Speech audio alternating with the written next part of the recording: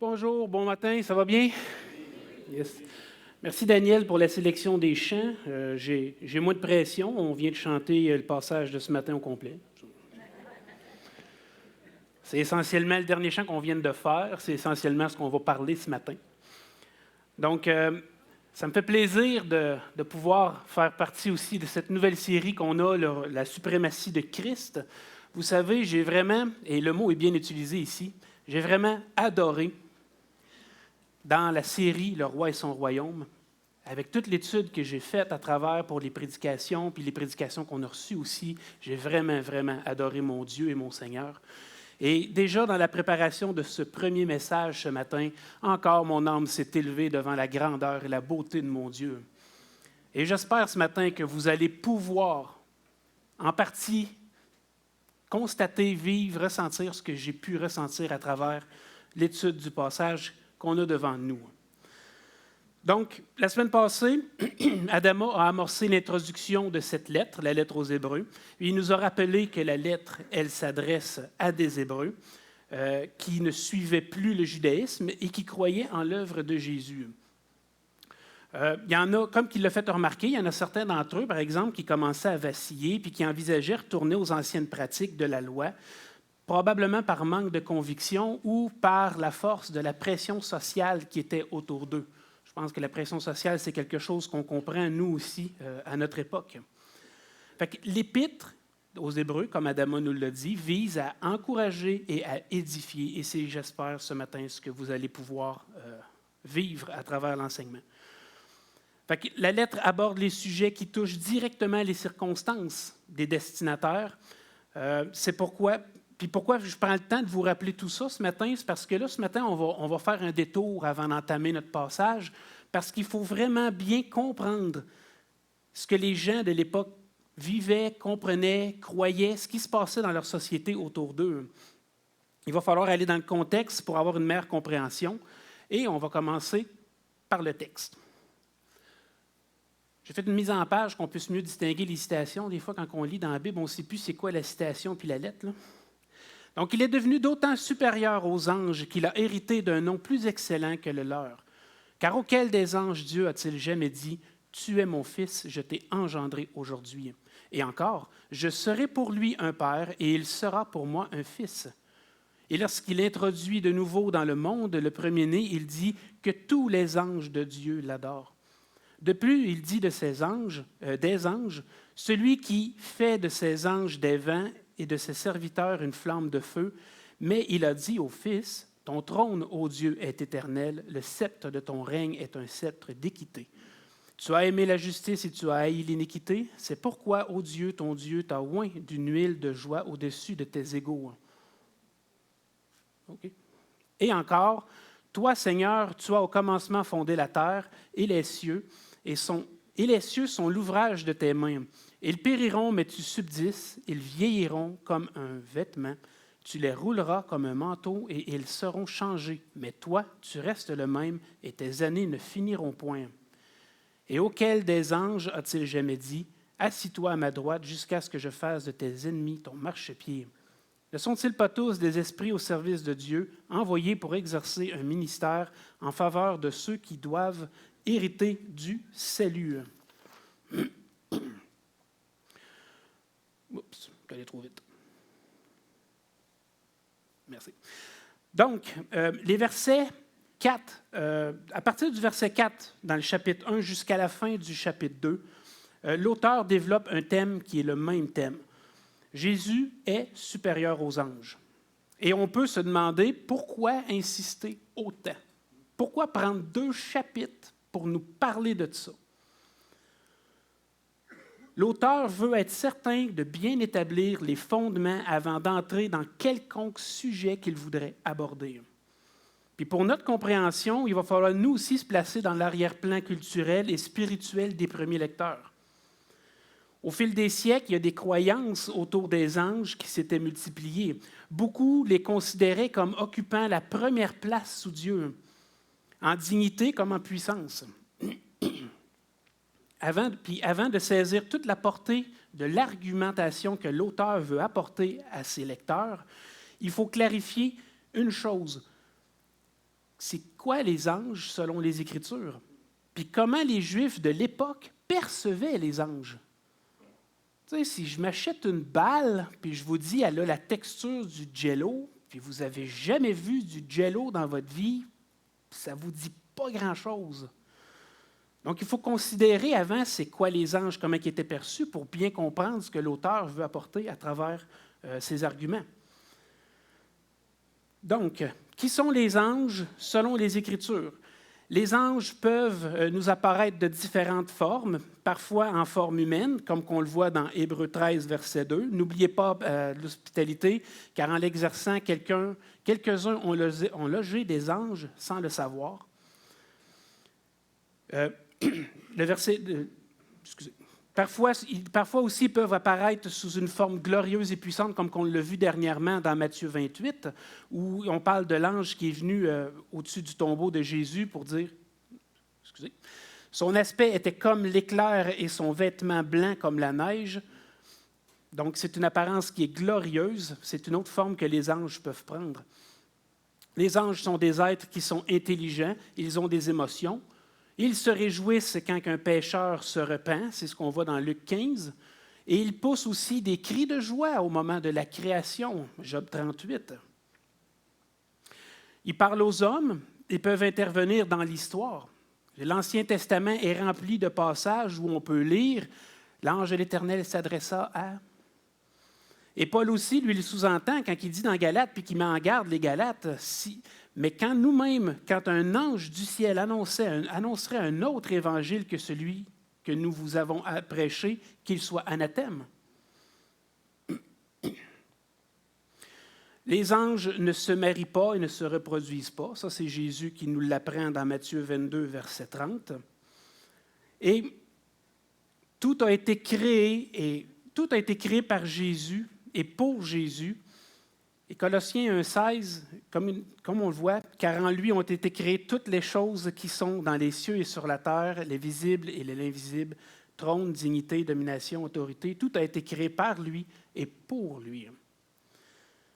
Il n'y a rien qui indique que les anges auraient été ajoutés à la création après qu'elle ait été à la création originelle.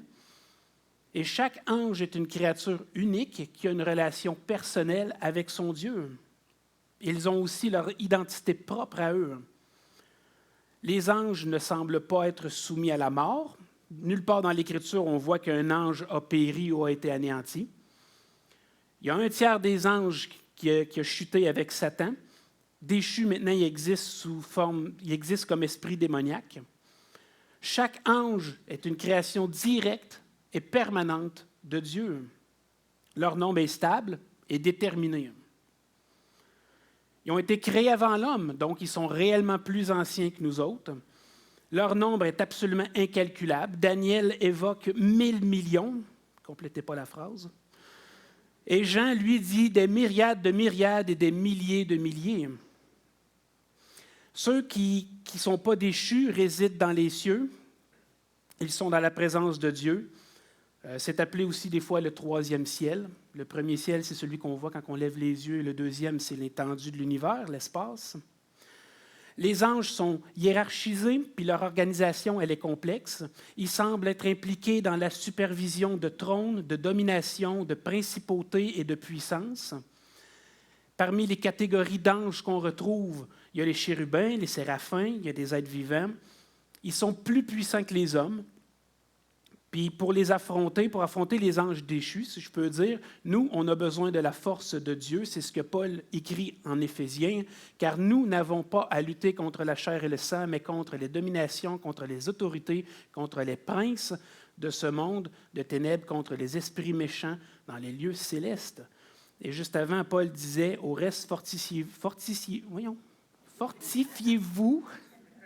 dans le Seigneur, et par sa force toute puissante, revêtez-vous de toutes les armes de Dieu afin de pouvoir tenir ferme contre les ruses du diable. C'est en Dieu, c'est en Jésus qu'il faut demander la force. Certains anges ont été nommés, Michaël, Gabriel, Lucifer. Michaël, c'est le chef des armées célestes. Gabriel, lui, c'est un messager de très haut rang. Son nom signifie « héros de Dieu » ou « homme de Dieu ». Et Lucifer, c'est le nom que portait Satan avant sa chute. Enfin, les anges servent Dieu, ils accomplissent tout ce qu'il leur donne.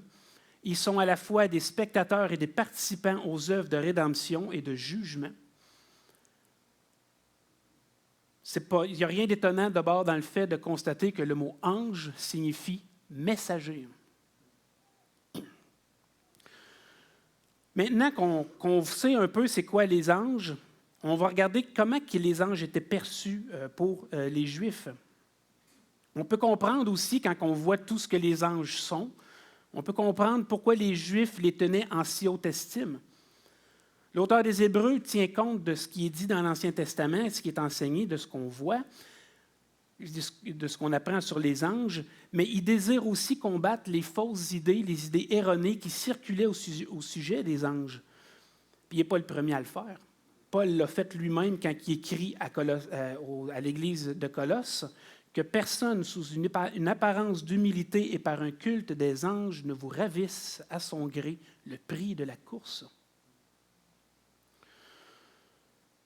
Il y a beaucoup de Juifs considéraient les anges comme les êtres les plus élevés après Dieu. Certains pensaient même que Dieu consultait un conseil angélique avant de faire des choses, en interprétant dans Genèse 1, 26, « Faisons l'homme à notre image », ils pensaient que c'était une discussion avec le conseil des anges. Et certains pensaient même que des anges s'étaient opposés à la création de l'homme et que Dieu les avait anéantis à cause de ça. On attribuait aux anges presque tout. Le mouvement des étoiles, le mouvement des planètes, l'alternance entre les jours, les mois, les années, le gel, la rosée, la pluie, le tonnerre, les éclairs. Il y avait des gardiens pour l'enfer, il y a des bourreaux pour les âmes damnées. Il y a un ange de la mort, il y a des anges gardiens pour chaque nation qui les environnait. Bref, leur place était partout et ils étaient hautement exaltés par les Juifs. Et c'est à ce public que s'adresse la lettre. L'auteur veut leur faire comprendre que Jésus-Christ est un meilleur messager que les anges, qu'il leur est vraiment supérieur. Pour ça, il ne s'appuie pas sur le Nouveau Testament. Évidemment, le Nouveau Testament n'existait pas. Cette lettre-là fait partie de ce que nous, on connaît comme le Nouveau Testament. Et puis, il ne s'appuie pas non plus sur l'autorité des apôtres qui pouvaient être contestée à cette époque-là. Ce n'est pas tout le monde qui faisait confiance à ces gens qui commençaient à raconter plein de choses qui ne faisaient pas partie de la loi. Donc, l'autorité des apôtres pouvait être contestée. Mais il prend une référence commune à tout le monde. Il prend l'Ancien Testament. Il va avec 7 citations qui sont tirées de la Septante. La Septante, c'est la traduction grecque de l'Ancien Testament. Nous, dans nos Bibles, notre Ancien Testament est basé sur la version hébreu. Donc, vous allez voir des différences ce matin avec certains passages. Il y a des passages qui ne sont pas du tout dans notre version, mais j'ai la version de la Septante, donc on va les voir ensemble. Je pense que ça a pas mal fait le tour de ce que je voulais mettre en place. Comment les anges étaient perçus, comment que le public percevait les anges, et comment les anges sont des êtres glorieux. Je veux dire, on ne peut pas dire le contraire. Donc, on va commencer avec notre texte. Un nom plus excellent.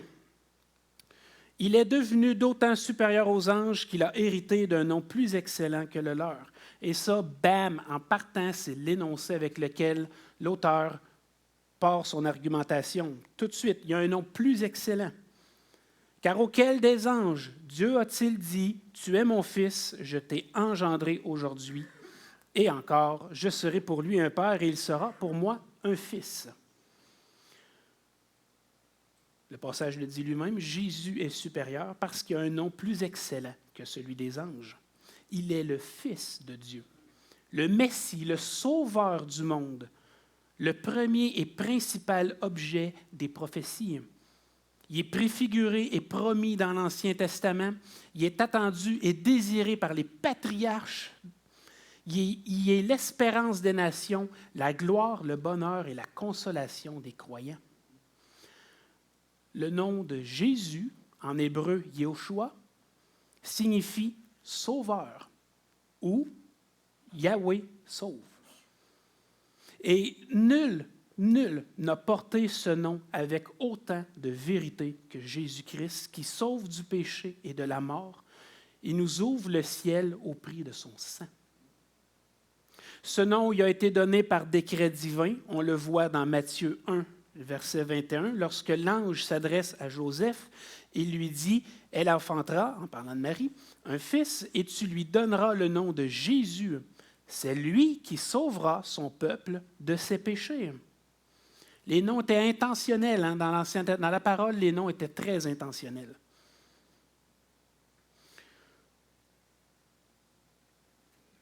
Okay. Quant au titre Christ, il signifie « oint ». Jésus-Christ, sauveur, oint. Un oint, c'est une personne qui est mise à part et consacrée par Dieu pour une mission spéciale. Et cette mise à part est symbolisée par une onction d'huile parfumée sur la tête. Et Jésus, lui, est loin par excellence parce qu'il n'a pas été loin d'une huile, mais de l'Esprit Saint le jour de son baptême. L'auteur ici, quand il dit « Tu es mon fils, je t'ai engendré aujourd'hui », il cite le psaume 2 au verset 7. Et c'est une des rares allusions, sinon la seule, de l'Ancien Testament de la relation Père-Fils au sein de la Trinité. Le psaume 2 est classé dans la catégorie des psaumes royaux et fait depuis longtemps l'objet d'interprétations messianiques. En tant que tel, il passe en douceur du David dans ses débuts à la dynastie davidique pour atteindre le grand David qui est Jésus-Christ. Aucun ange de Dieu n'a le titre de fils.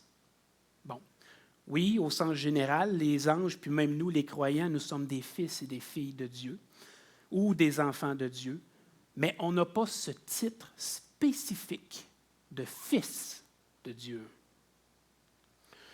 L'auteur ensuite cite 2 Samuel 7, 14. Je serai pour lui un père. Moi, je vais y aller avec celle-là. Je n'ai pas la même version.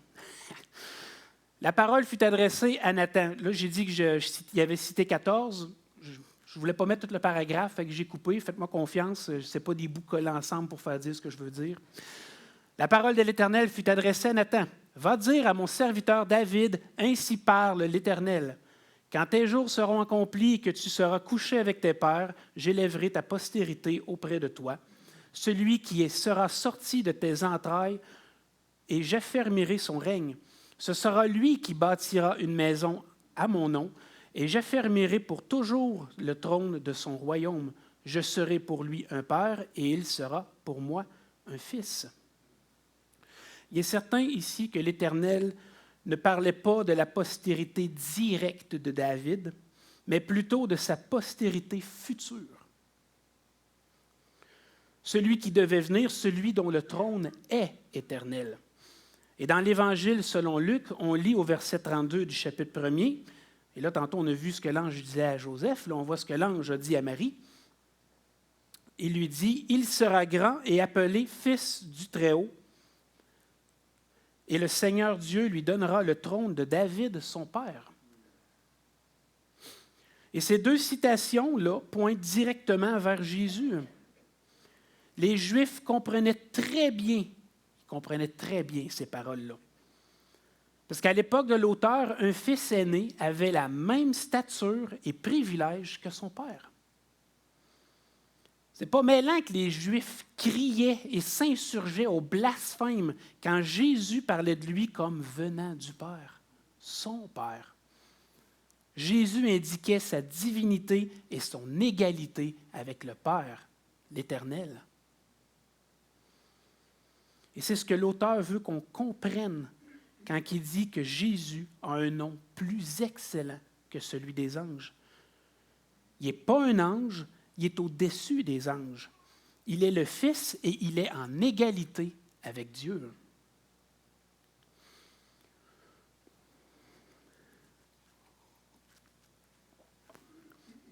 Et lorsqu'il introduit de nouveau dans le monde le premier-né, il dit que tous les anges de Dieu l'adorent. Je vais vous avouer que ce passage-là m'a fait travailler. La citation renvoie au psaume 97, dans la Septante qui est numérotée 96. Déjà là, de le trouver, ça a été quelque chose. Et c'est aussi un écho au cantique de Moïse qu'on voit dans Deutéronome 32, 43. Et ce verset-là non plus dans Deutéronome n'est pas dans notre version à nous, mais seulement dans la Septante. Le psaume 97 nous introduit au règne de l'Éternel sur son trône et à quel point toute la terre se réjouit. La version de la Septante dit « Les cieux ont annoncé sa justice et tous les peuples ont vu sa gloire. Que tous ceux qui adorent des sépulcres et se glorifient dans leurs idoles soient confondus. Et vous tous, ces anges, adorez-le. » Je m'excuse pour les deux caractères bizarres. Je ne sais pas d'où ça vient. Donc, comme je l'ai dit, la citation d'Hébreux, elle est aussi inspirée du Cantique de Moïse, au verset 43. Ça dit « Réjouissez-vous, cieux, avec son peuple, que tous les anges de Dieu se prosternent devant lui. Réjouissez-vous, nations, avec son peuple, et que tous les fils de Dieu se fortifient en lui, parce que le sang de ses fils a été vengé. Et il se vengera, et il fera justice de ses ennemis, et il punira ceux qui le haïssent. Et le Seigneur purgera la terre de son peuple. » Vous savez, ce jour où l'Éternel va prendre vengeance et jugera les nations n'est pas venu encore. C'est à venir. C'est la seconde venue de Christ. La fin du Cantique de Moïse et le psaume 97 font clairement à cette allusion au règne de Christ. Et dans les deux cas, les anges vont adorer Jésus. Cette citation de l'auteur renvoie à des citations qui parlent du règne à venir. Et je ne sais pas si c'était intentionnel, mais l'introduction à la citation le laisse penser que l'auteur a voulu citer ces deux endroits-là pour donner cette idée-là. Il dit, et lorsqu'il introduit de nouveau dans le monde le premier-né, mais s'il l'introduit de nouveau, c'est parce qu'il est déjà venu.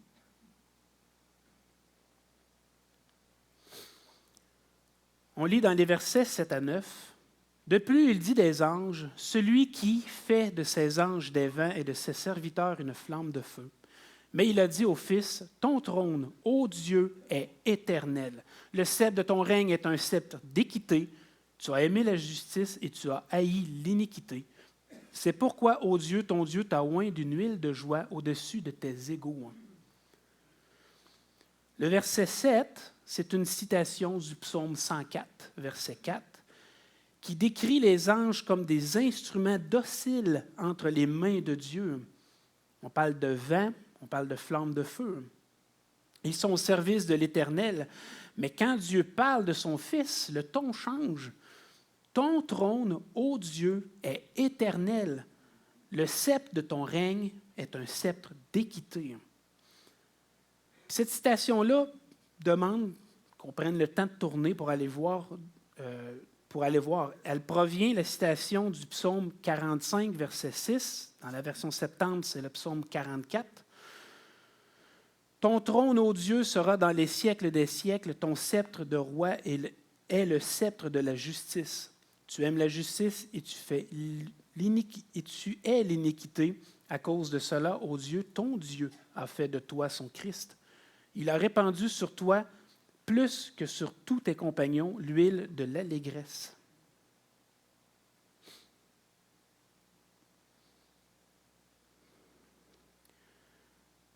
Quand on lit ça, le psaume 45, l'auteur est si vous allez voir, le psaume 45, c'est un psaume de noces, et l'auteur est en émoi, puis il ne se contient plus de ce qu'il voit, de ce qu'il constate. Le psaume décrit le fiancé, il décrit ses attributs, il décrit ses exploits, il décrit son élévation. Et c'est là qu'il dit « Ton trône, ô Dieu ». Mais pour être certain que David, on ne pense pas que David est en train de parler directement à l'Éternel. On voit qu'il n'y a plus aucune ambiguïté quand on constate le verset 8. C'est pourquoi, ô Dieu, ton Dieu. Mais là, si David parle à Dieu, c'est qui son Dieu? La version de la Septante est encore plus directe. C'est pourquoi, ô Dieu, ô Dieu, ton Dieu a fait de toi son Christ. Il y a juste un seul Christ, Jésus. Et Adama nous l'a dit la semaine passée. Quand que Jésus s'est fait baptiser, le ciel s'est ouvert, puis il y a une voix qui s'est fait entendre en disant « Celui-ci est mon Fils ». Et comme on l'a vu précédemment, il est le premier-né, il est l'égal du Père, il est Dieu et son trône dure éternellement. C'est vraiment une bonne nouvelle aussi de savoir que son sceptre, qui représente l'autorité suprême, le mot sceptre ici veut dire autorité suprême, est un sceptre d'équité. Le verset pourrait se lire comme suit: l'autorité souveraine, excusez, j'ai dit suprême, mais c'est souveraine. L'autorité souveraine de ton règne est une autorité souveraine d'équité. Le roi, Jésus, a aimé la justice et il a haï l'iniquité. Et c'est la raison pour laquelle Dieu l'a placé au-dessus de tous ses compagnons, de tous ses collègues qui sont les anges.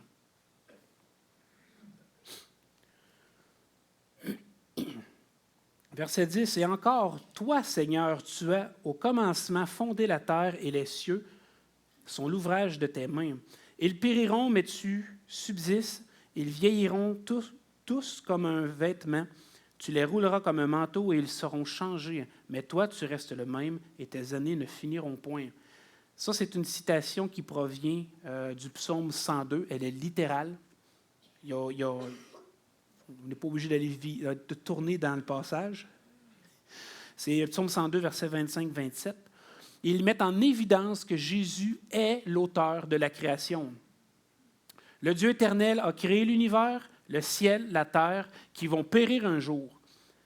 Puis cette citation montre que Jésus est supérieur aux anges parce qu'il est éternel alors qu'eux, ils ont eu un début. Il est le créateur alors qu'eux, ils sont des créatures.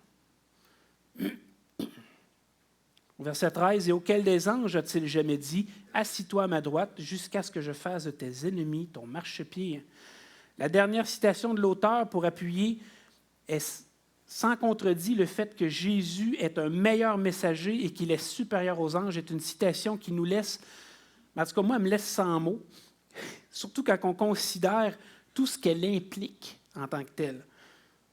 Cette citation-là nous vient du psaume 110, au verset 1, de David, psaume, « Parole de l'Éternel à mon Seigneur, assis-toi à ma droite jusqu'à ce que je fasse de tes ennemis ton marchepied. » Non seulement Jésus a mérité cette place à la droite du Père par son obéissance, par son sacrifice à la croix, par son œuvre de rédemption, mais le Père, en plus, il lui a dit « Assis-toi à ma droite. » Puis il a aussi dit « Je vais faire de tes ennemis ton marchepied. » La figure suprême de l'univers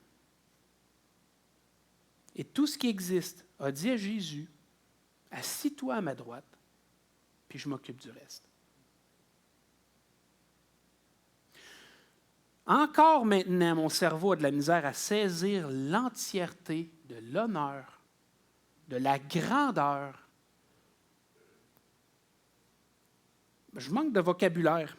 Mon cerveau est juste... Le Père Tout-Puissant. Connaissez-vous une dynastie ou un roi dans notre monde qui a élevé quelqu'un à sa droite puis qui a dit « Je m'occupe du reste ». Non, habituellement, c'est qu'on élève quelqu'un, puis là, bien, maintenant que tu es là, va, conquiert et fais de moi le roi, amène-moi la gloire.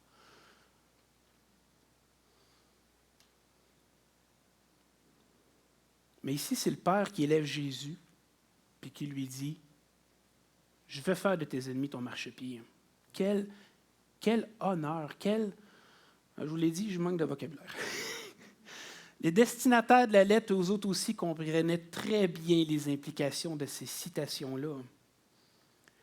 Il devenait clair que Jésus avait absolument rien à voir avec les anges et que sa stature était infiniment au-dessus de celle des anges. L'auteur termine au verset 14. Il nous dit, ne sont-ils pas tous des esprits au service de Dieu, en parlant des anges, envoyés pour exercer un ministère en faveur de ceux qui doivent hériter du salut? Ça allait déjà dans le sens de ce que les Juifs pensaient à propos des anges, qui étaient là pour servir. C'est juste qu'entre Dieu et les anges, il y a une opposition, là, et c'est le Fils. Maintenant, après la lecture du passage, ils savent, après la lecture de ce passage-là dans la lettre, ils savent que Jésus est non seulement au-dessus des anges, mais aussi que le message que Jésus a apporté à ce monde est un message supérieur que celui que les anges ont apporté dans l'Ancien Testament. Cette nouvelle alliance qui a scellé de son sang sur la croix est une meilleure alliance que celle qui a été faite dans le passé. Ce que Jésus a apporté, les paroles qu'il a apportées, c'est supérieur en tout à ce que les anges ont pu dire. Et c'est ce que l'auteur veut faire comprendre au lecteur. Donc, en conclusion, Jésus n'est pas un ange. Il est le Fils. Il est loin, le Roi éternel, le Créateur immuable, celui que les anges adorent. Sa parole et son œuvre surpassent le message qui a été transmis par les anges. Et comme l'a si bien formulé Vernon McGee, Christ est le Fils, les anges sont des serviteurs. Christ est roi, les anges sont des sujets. Christ est le Créateur, les anges sont des créatures. Prions. Père céleste, Dieu puissant, à toi, mon Dieu, toute la gloire pour ton Fils, pour Jésus, qui existait en forme de Dieu, n'a point regardé son égalité avec toi, comme une proie arrachée, mais il s'est dépouillé lui-même, en prenant une forme de serviteur, en devenant semblable aux hommes. Il a paru comme un vrai homme. Il s'est humilié lui-même, se rendant obéissant jusqu'à la mort, même jusqu'à la mort de la croix. C'est pourquoi, mon Dieu, tu l'as souverainement élevé et lui as donné le nom qui était au-dessus de tout nom, afin qu'au nom de Jésus, tout genou fléchisse dans les cieux et sur la terre et sous la terre, et que toute langue confesse que Jésus-Christ est Seigneur, pour ta gloire. Amen.